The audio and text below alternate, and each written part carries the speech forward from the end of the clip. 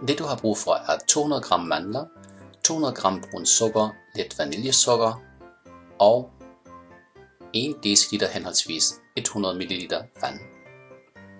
Derudover en stegepande og helst en med høj rand.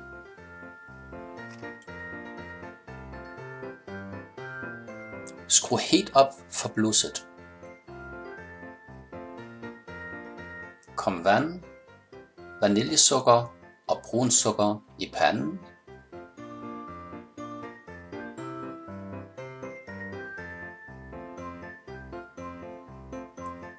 Så tager man en madspatel af træ. Den ridser ikke i panden. Og rører godt rundt.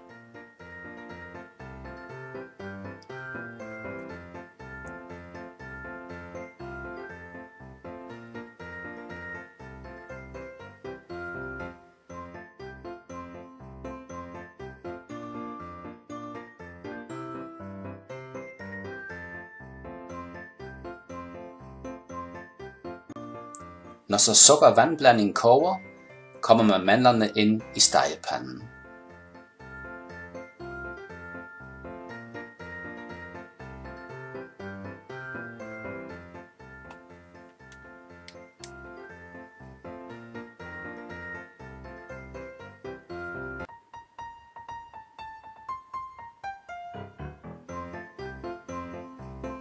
Nu giver vi mandlerne god tid til at koge i denne sirupsagtige sukker-vandblanding.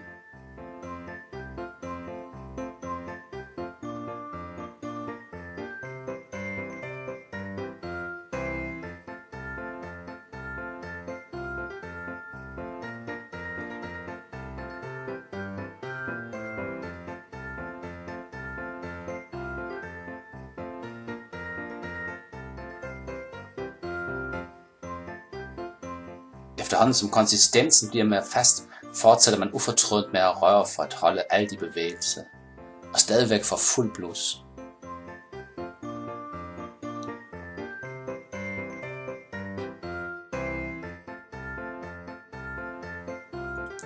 Først bliver sirupen til sukker igen, for dog, som man nu kan se, begynder at karamellisere på bunden af panden.